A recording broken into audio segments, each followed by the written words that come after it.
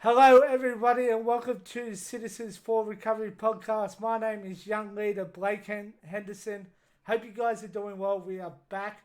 Unfortunately, my co-host Tanya Davis cannot be with us today, so we send our love out to her and hope she is doing well. Also joining me today is our partners for the Citizens for Recovery podcast, Talking Cities extraordinaire, Matt McAday. Matty, how are you, Matt? Oh, mate, you're too kind. It's always a good day when I get to see your face, Blakey boy. So happy to be here. And ladies and gentlemen, I would like to introduce probably one of our biggest guests on this podcast. This, ever since this podcast has started, the head coach of Melbourne City Football Club, newly announced Melbourne Heart and City legend, Patrick Kisnorve. Paddy, welcome to the show, mate. Thank you for having us. It's a big thing I've heard, so I feel privileged to be on this link. That is very true. Sorry, I just accidentally showed my Facebook page. What we're going to do, Paddy, is we're just going to say we've got a few auction items going ahead at this current stage. Link is in the description below. Also, we're still donating to the Citizens for Recovery Recovery. That it has been extended till the end of this month. Matty, you want to talk a little bit about the auction? Yeah, so we've got some pretty cool items. You've got a signed goalkeeper kit and a training session with one of the Melbourne City coaches available. I've completely blanked on his name, so apologies in advance. But it's for 5 kids, I believe, Yeah. And it's valued at $250. So definitely something for those of you with little ones for when lockdown ends to look forward to. And also, also the name is Simon Sapia. So thank you to Simon for putting that out for us. And now we're going to get into our very special guest. Again, guys, if you have any questions for Paddy, please post them in the chat below. He'll be more than happy to answer them. But Paddy, Citizens for Recovery, you did a lot of work with our young leaders, and we'll get onto that a little bit later. But how do you find City and community? Yeah, I think it's very important. Without them, a club like us, it doesn't fit. So, look, we're very grateful to have this unique relationship.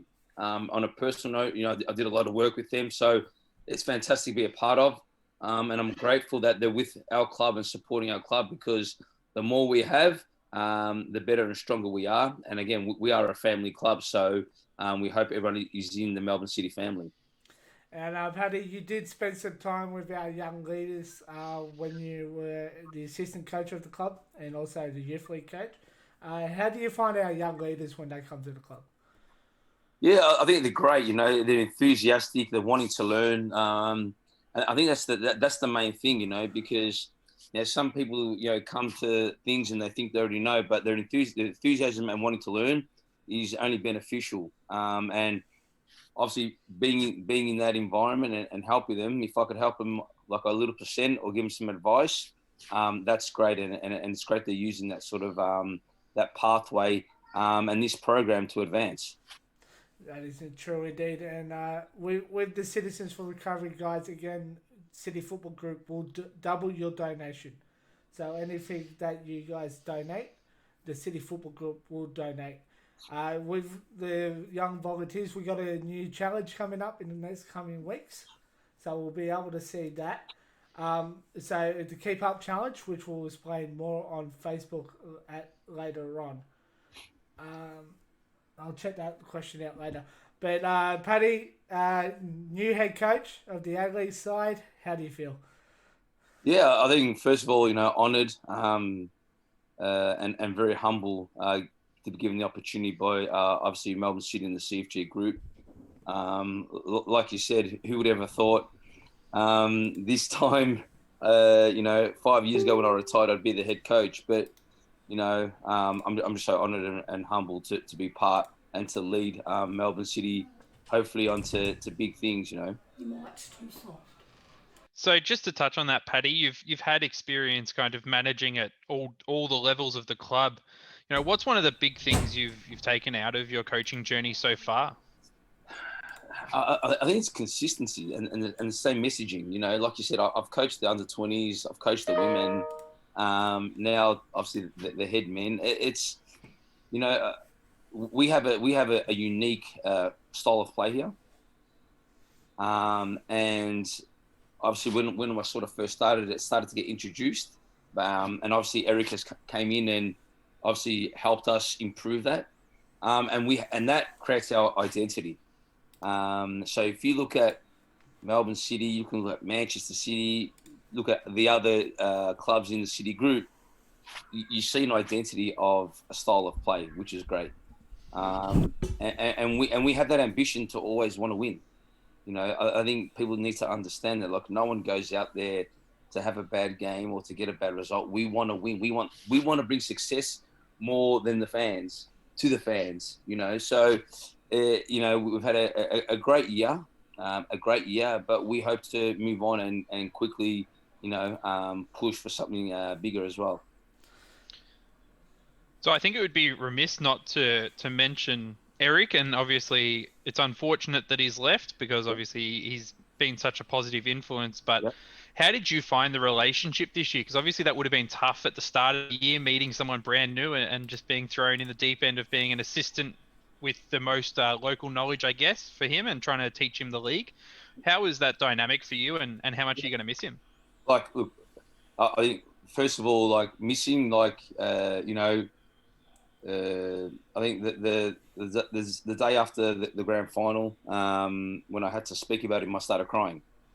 That's how much someone like that has helped me, but that's how much he means to me. In terms of the dynamic, it's crazy. You know, like a guy from the other side of the world who's double the age of me, we're so alike. And you know, I think it was work. I think it worked. You know, we had both a great work ethic. We like the same things, which is crazy, and we got on really well, and we spent a lot of time together, and that's what I thought, you know, was really important. The time that we spent together was very valuable, in a lot of ways. You know, obviously in the football, the learning, and delivering it. Obviously, out of football, you know, it's at the families together and other interests. So I think when we put it all together, it just worked well, you know. And again, I'm very fortunate to have come across someone like Eric, because he's a fantastic coach, and a fantastic man. Now, Patrick, as you know, we've been at the club for a very long time together, back from the Melbourne Heart days. But my question for you is, it's kind of a thing, like with the grand final, the VAR, of course, and all that. I'm not going to go into that, but how was the boys after the grand final? Look, I think the first sort of reaction was disappointment because we were so close. Yeah. When you get to a moment like that and a decision like that happens, it's gut wrenching, because in 90 minutes, you know, we win that game 1-0. Obviously, that didn't pan out that way, but you know, I think once we got in the dressing room and the emotions of the game sort of eased, and we reflected on, you know, the whole journey that got us there, there was a lot of positivity, because of what we had started from day one and what we've shown and what we did through the whole season. And if you look at it, you know, we got into 2 finals, the FA Cup and obviously the A-League. You know, we qualified for the first time, you know, in the Asian Champions League, where obviously we have to play, you know, some playoff games. But if you look at it as a whole, you know, we achieved maximum, you know, out of the whole season besides winning silverware. You know, we scored the most goals, we done the most chances, the most possession, whatever stat there was, generally we would sort of be on top. Yeah. It's just the end product. You know, obviously the silverware didn't happen, but for me, this season was such a success. Yeah, and I think from a fan perspective, it's just such a, I can't even put it into words. Just the change that we've seen in this last 12 months, and we see the players who are working so hard for each other, and you know, coming back from the break in such good shape. You know, we hear about Adrian Luna, who did 4 weeks of quarantine by himself, effectively, once for Melbourne to get 1 session in with the guys, and then up in Sydney again. You know, I think just seeing that come into the club and start to see those results is such an amazing thing. And you, as you touched on, we did actually, you know, win the Bridesmaids treble this year. We came second in everything that was available to us. So it's not a huge step that we need to make. It's just making the most of what we've got. From your perspective, Paddy, how special was it to see the boys play our first ever grand final in the red and white stripes? Yeah, it was. It's knowing that I started at Heart. It was a great feeling, to represent the Heart generation with the red and white. Maybe a lot of people didn't get it because they weren't here. But someone like myself understood it, and you felt like a piece of Melbourne Heart was with you through this journey, because at the end of the day, they are. No matter what people say, we have a bit of Melbourne Heart with us. Okay, so it was great to see that that the Heart got recognised for its journey to become Melbourne City. Okay, so again, it was great. It was a great touch to see us wearing the red and white. So when you found out that we were wearing the red and white, did you have a little bit of a tear rolling down your face, or? Can you please repeat that again? Oh, sorry. So when we had the announcement that we were wearing the red and white, was your tear running down your face? I want to say tear. I think it's more of excitement. Yeah. That obviously that we got to represent all the Melbourne Heart fans / Melbourne City fans out there, because it was good to see that again we had a bit of tradition with us going into the final, and again I think it was a great touch. So let's touch on the season itself. As you mentioned, there were so many positives to take out of it. What was your kind of favourite moment from the season? Can you repeat that? Sorry. Oh, yeah, of course. So obviously, as you mentioned, we had a very positive season with a lot of big steps taken forward as a club. What was your major highlight for the year? Oh, well, I think the obvious ones would be obviously the cups and all that sort of stuff and qualifying for the Asia. For me, it was the way we played. The brand of football that we played was exceptional. And again, it takes a special team and a special person to set that up, and that's what we did. And we believed in what we did. We didn't change for anybody. We did it our way, and that will continue. That this is the how can I say? This is what you'll see going forward. This is what represents us. So, I think the style of play was probably fantastic to see, especially when you're working on pre-season and you see it come to fruition. As a coach and someone watching, it's fantastic. And you see players go to a new level. The players deserve a lot of credit, because it was something different, but they all believed in it, and obviously you saw what they could do. So that was, for me, that was probably the biggest thing for me. With a fellow Melbourne Heart boy in there as well, Mr. Curtis Good. How did he feel after the game with both you and him? Yeah, look, I think just generally everyone was like emotional and a bit upset. I think that was the general mood of the group.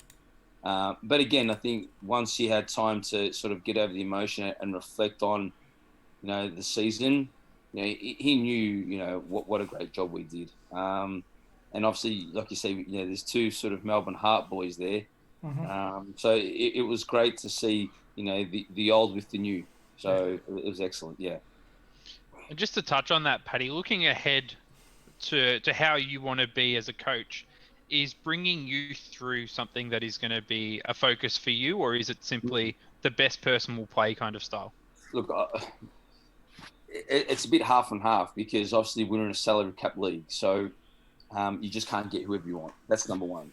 Yeah. Number two, we've always been like myself and Eric, and if you include me this year instead of head coach, the best players will play. The players will pick themselves.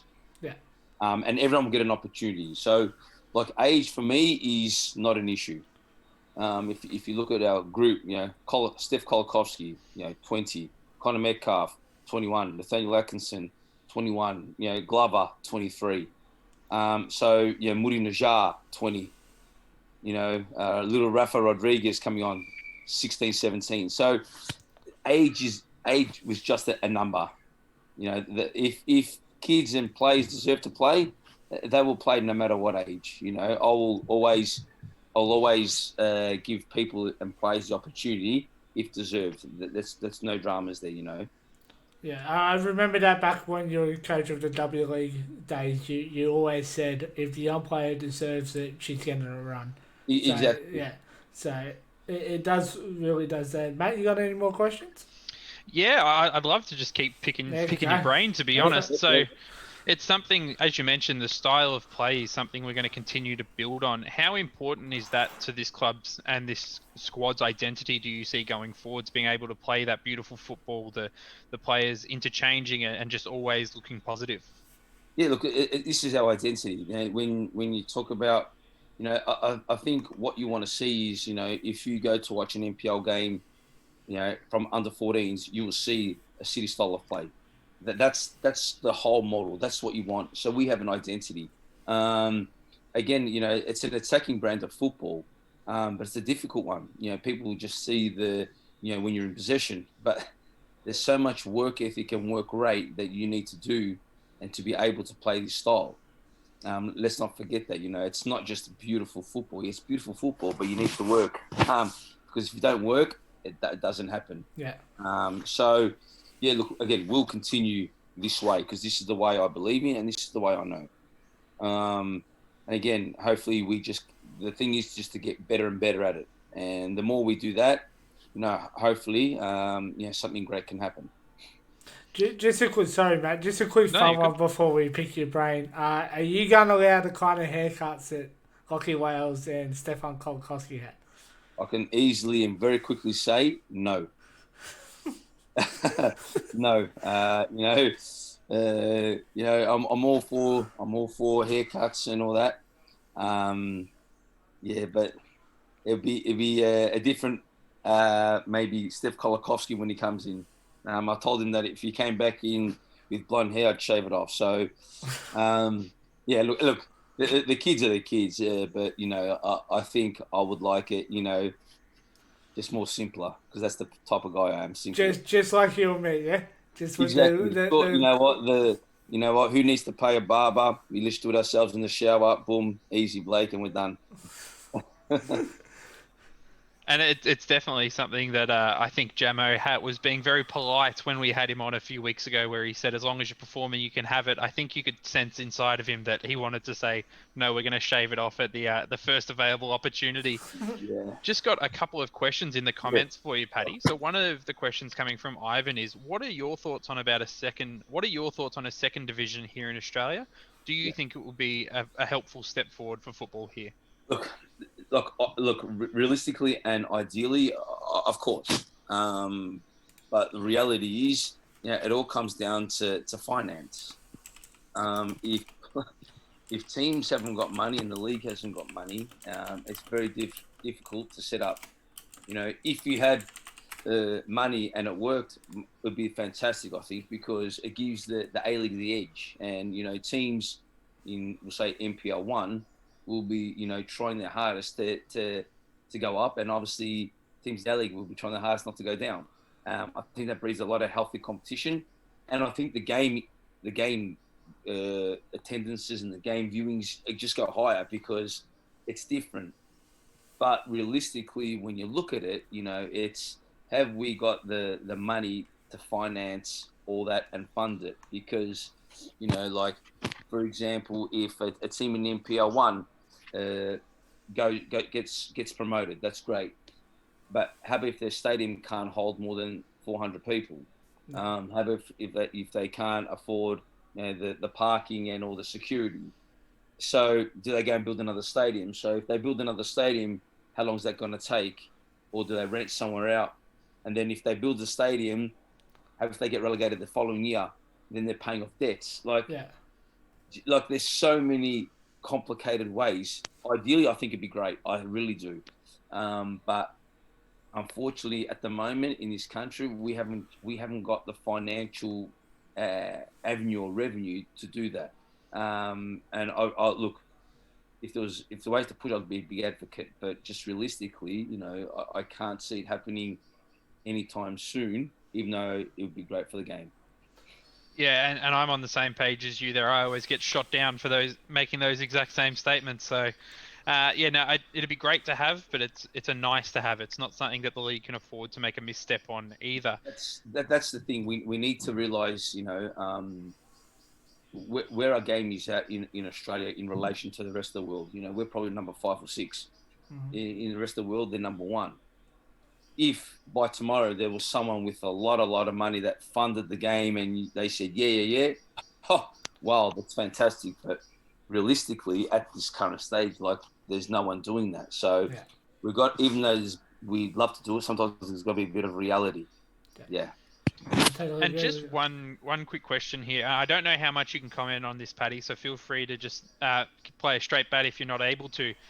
The rumours of the salary cap getting drastically reduced by up to 30%, how do you see that going for Australian football? I know Melbourne City, Melbourne Victory and Sydney FC, to their credit, have agreed to, or have committed to the players that they're going to continue at the contracted rates for as long as the cap is obviously at that level. How do you think about that from an Australian football perspective rather than just a head coach perspective? Look, I think we have to wait and see what this CBA offers. Like I said, there's a lot of speculation, but to be honest, until I see it in writing, until I hear it, I don't know what to believe. You know what I mean? So it's a difficult one. It's a difficult. All I want to see is for the game to grow, and that's what I want. One day for this game to be number 1 in the country. So that's the way I see it. With regarding to the other stuff, like, I need to see it to believe it, and wait for the correct things to come out.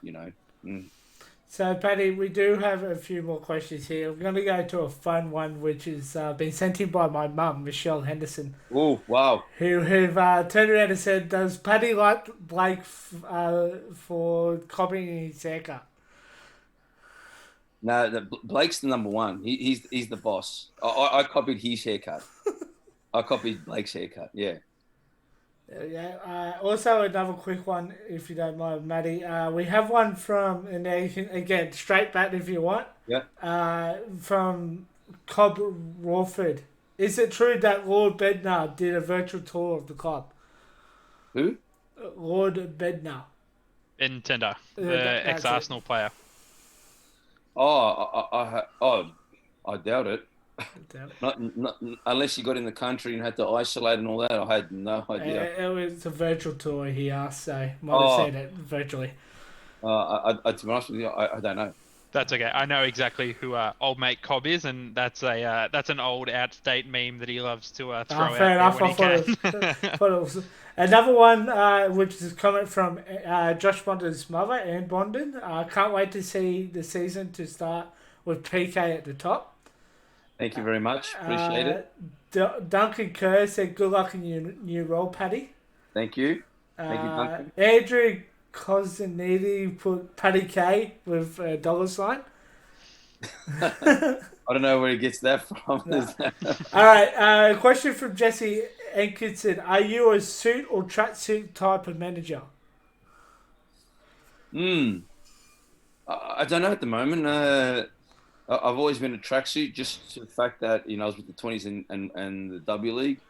I might be casual, smart casual. So you're gonna wear shorts like Warren Joyce? No. Look, there'll be no shorts. I won't be showing off my legs. I think it'd be just classic casual, smart. That's plain, very plain. Get a bit of Eric's flair in there. He always had a very good dress sense, and we certainly enjoyed seeing some of the outfits he pulled out, especially when he first arrived. Yeah. I think that's an image that's going to be iconic and synonymous with the league for years to come. Just on to you again, Paddy, and we'll go back to a few more questions when we have a few more there. Obviously, you've had an amazing career, and you played really well for Melbourne Heart and Melbourne City, and you got to lead the club. Is there any kind of particular moment in your career that you look back on now and you're so proud of what you were able to achieve? Oof. As a player? Yeah, as a player. As a player.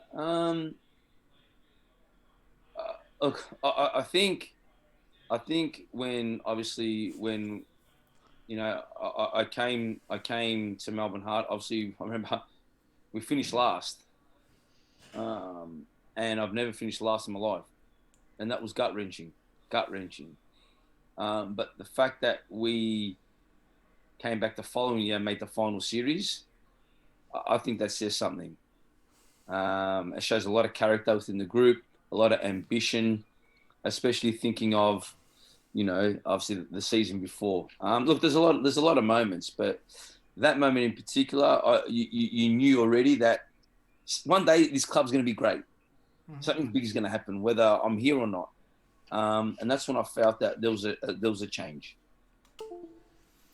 Yeah, and from a fan perspective, going from being in a position where we were struggling so much to seeing gradual steps to where we are now, it's been a crazy ride to be a part of. Yeah, players and coaches often have some interesting memorabilia, you know, with shirts they've potentially swapped or anything like that. How many of those Heart Rash vests have you kept that you ripped the neck out of?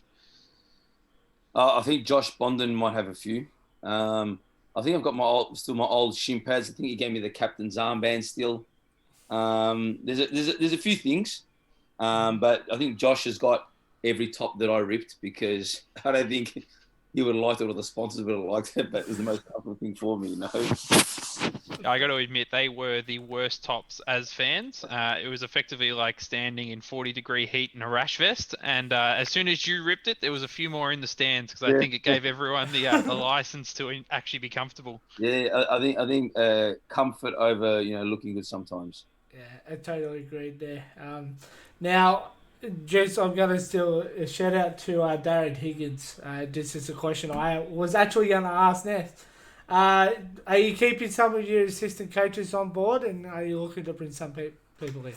Look, I think when it comes to that matter, there'll be some things, maybe obviously that will be released quite soon.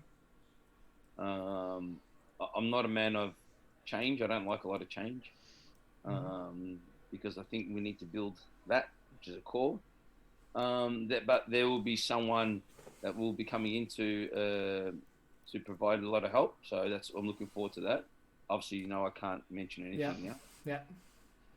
But yeah, we're looking forward to it. You know, I think for things to be successful, and you know, and we talk about identity, and you know, why these clubs around the world, like if we start changing, everyone else starts changing. Yeah. You know, like we want to be, and we are a club of our own. We want to keep our own as long as we can, because we're a family club.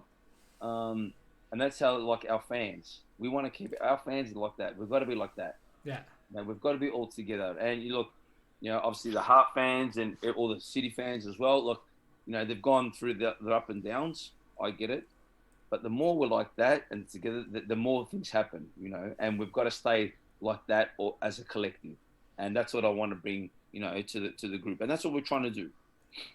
And I think just before you jump in here, Blake, just quickly, I think we say it a lot on this podcast, but another huge commendation to the club and the way they've done it this year. Personally, I've never felt so connected to the club. I can say there's a lot of fans who feel the same. You know, to see yourself in getting these opportunities to keep progressing, Paddy, is something that I take huge pride in, because, you know, realistically, you're one of our club legends, and I know you'll probably be probably not a fan of me saying that, but it's just that's what you are. You know, you're a fantastic player for the club. You've gone through all the teams, working your way up, and I think it's such a fantastic thing. You know, having the 10-year anniversary game against Central Coast, that was such a fantastic nod to the Heart. You know, seeing the Heart players involved before the grand final with their messages, I think so much credit needs to go to the club and the way they're working to bring all the fans together, because as we cop it every week, you know, we don't have the most fans, but I'd argue we'd have comfortably the most loyal fans in this league. I still see people from the 19 games without a win in the crowd, you know, and we see new people every week. You know, it's something that really should be given a lot more credit, and it's something I'm extremely proud of. Look, I think that's, look, obviously that's great to hear. I think if the fans can hear me, like, and I'm saying it right down the barrel, like, you know, we don't need to be the biggest supported club, even though we want to be.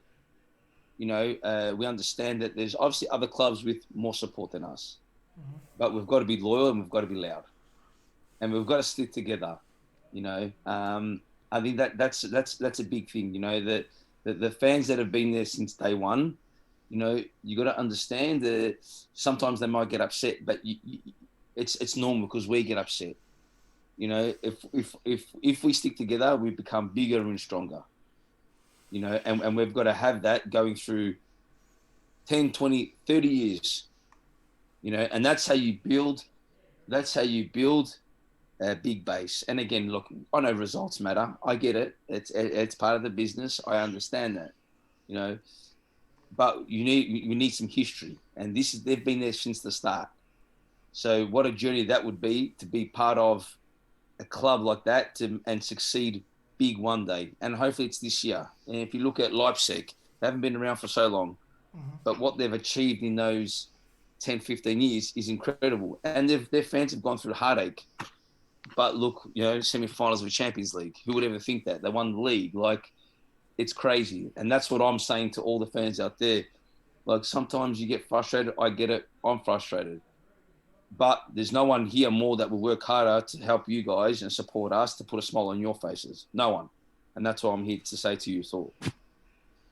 That's a very good point there, Paddy. A really good point to the fans out there. And I know I'll be sticking around because I'm here already. So, yes, Matt, you were about to say something? Yeah, I was just going to say, if we could look ahead a little bit to the season coming up, obviously we've got a fair chunk of the squad retained for next season. Obviously, let's ignore the potential salary cap discussion because obviously that's out of anyone's control. There's only a few players off contract. Are we expecting any, and I don't mean specifics here, but are we expecting any movements or any news on announcements on signings, potentially re-signings in the near future? Look, I think, in an ideal world, obviously that would be the case. But obviously at the moment it's not. So again, I think the biggest thing, we talk about, you know, reality, the biggest thing is obviously the CBA. So that will dictate a lot of things. So I think we're just waiting for that.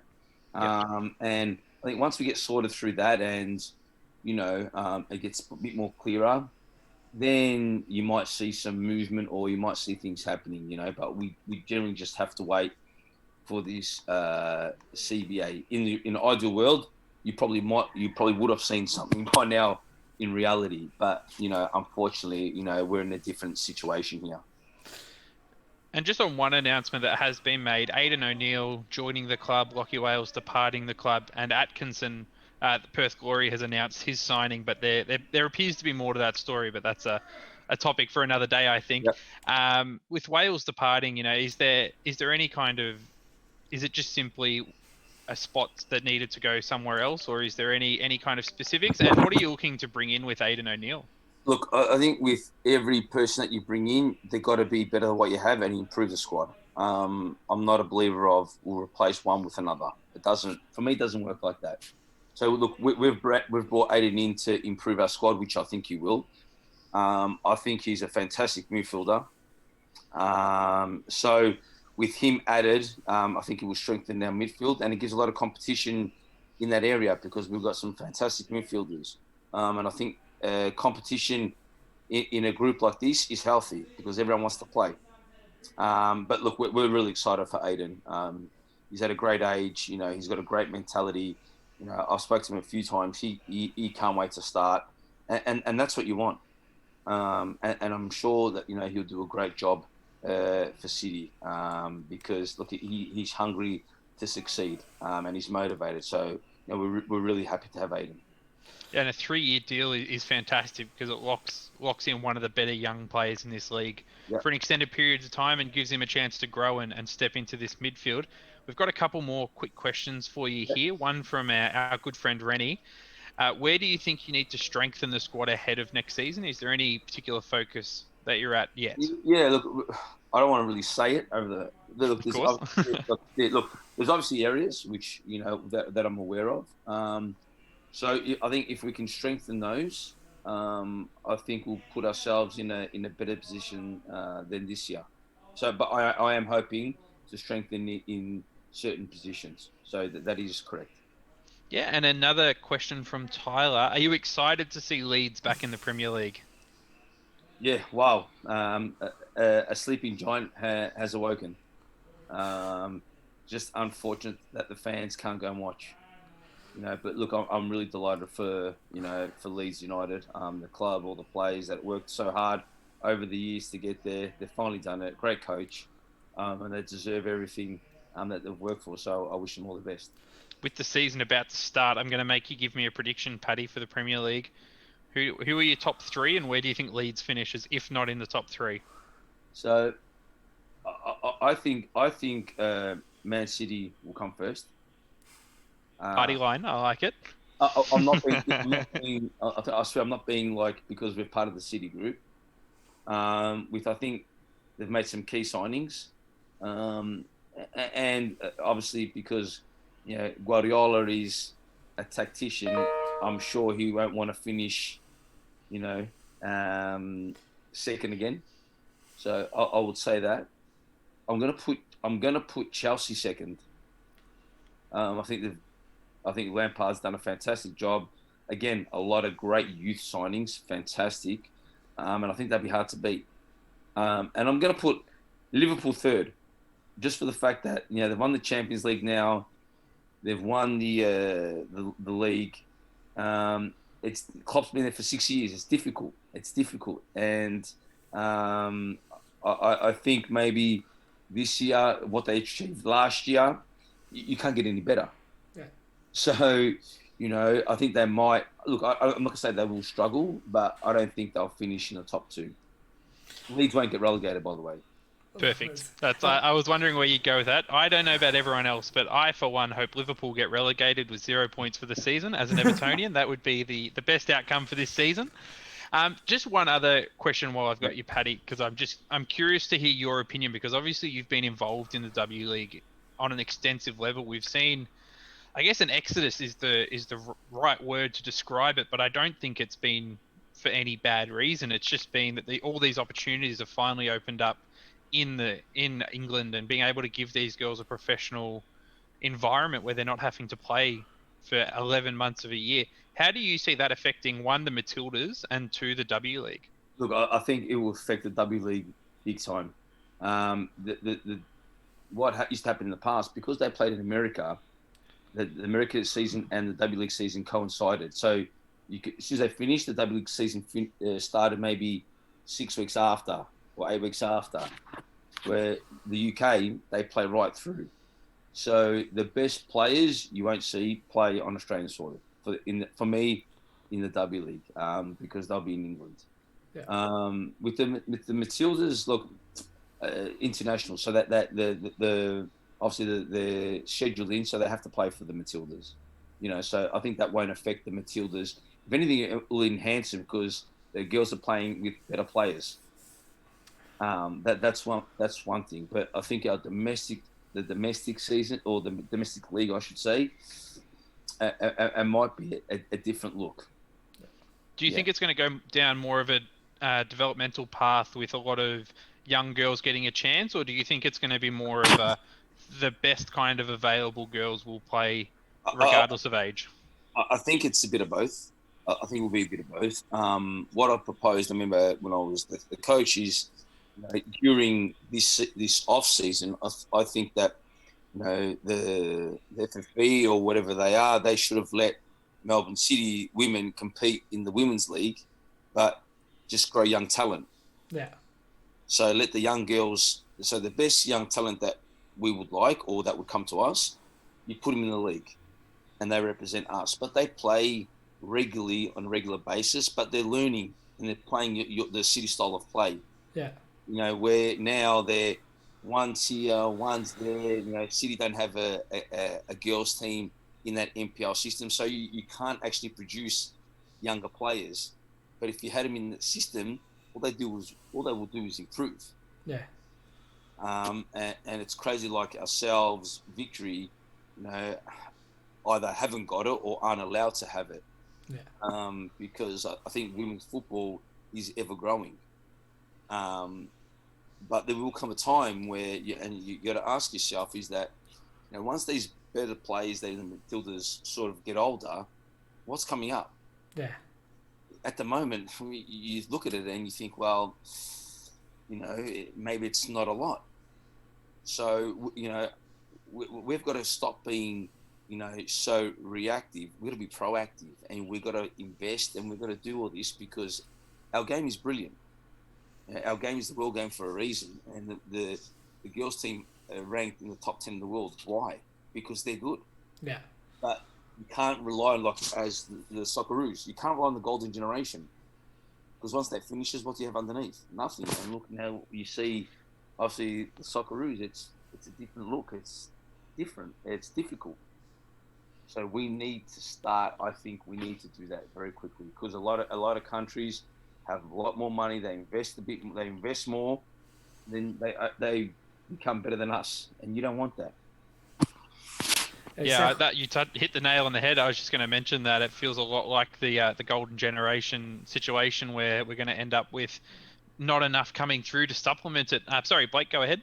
Yeah, I was just going to say I totally agree there with you, Paddy. But we are running out of time a little bit. But I do have a bit more funner questions. Right. Again from Rennie. As you know, your bloody headband from a few games. Do you have that framed somewhere? I've got a.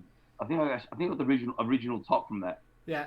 Not the headband. I think I got the original top, and obviously there's a lot of photos getting around. Yeah. Yeah.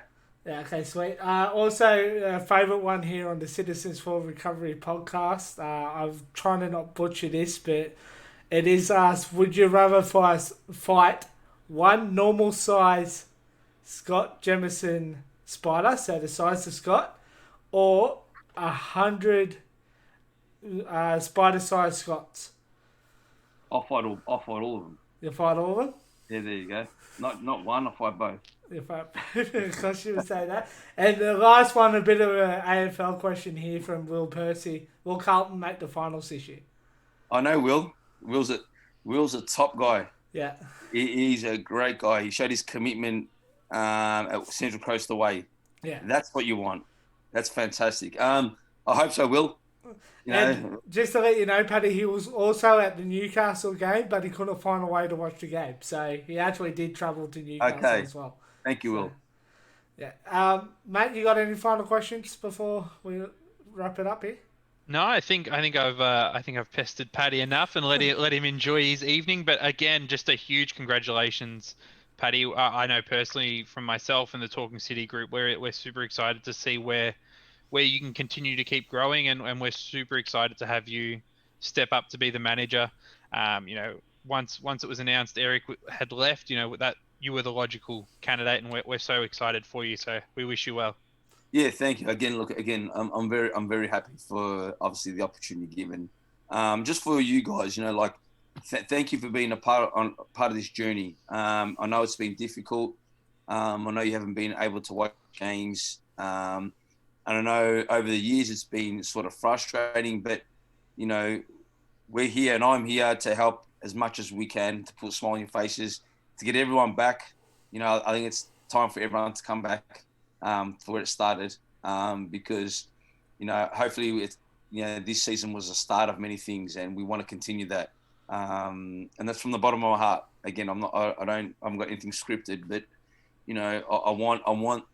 I want when people come to watch Melbourne City, eventually at Amy, that it's a fortress. Yeah, that's what we want. That's what we want to create, and we can't do that unless you guys do that. So if you create a fortress, we hope to get the results and make it a fortress. Just before you go, just a last question that just snuck in here from Dennis Minosowski. Sorry if I butchered your name there, mate. With the young NPL juniors, do you promote weight training for them? Do I promote weight training for them? Weight training, yeah. Well, not beach weights, no. Obviously, that's not my area. Obviously, with the sports science, it depends what age. But if that's Dennis, mate, play as much football as you can. Yeah. Don't worry about getting big, mate. Play with the ball. Not on the PlayStation. Go outside and have a kick as much as you can. Okay, that being the last one, we thank you, Patrick, for helping us promote the Citizens for Recovery initiative. And let's go, Melbourne City fans. Let's get behind Paddy and the players and the family, says Miss Bondin again. So, Patrick, thank you so much. You're an absolute legend. You know how I feel about you, so thank you. Thank you. Come on, boys. Let's go. Thanks, Paddy. Thanks, Paddy. See you later. See you later, Paddy. Bye-bye. Okay, guys, just while Patrick leaves us in there, again, in the description below is the link for the donations. For the final month of Citizens for Recovery, we have raised up towards, I think, about 20,000 now. So thank you, guys. We really do appreciate it. Matt, we do have an auction going on. Yeah, and the prizes are fantastic. So you are able to bid on a signed goalkeeper jersey. Something a bit different. I don't think I've seen many signed goalkeeper jerseys going around this year, and obviously you get the signature of Big Tommy Glover, who was robbed of the Johnny Warren medal, should have won it. So, and it's a Citizens Giving for Recovery jersey as well. So it's a fantastic initiative from when Etihad gave up their sponsorship of the kit for that week. So that is live now, and that is also in the body of this post. So starting bid is $50. So I would get on that ASAP. Yeah. We also have an exclusive training session with Simon Zapier. I didn't forget his name this time.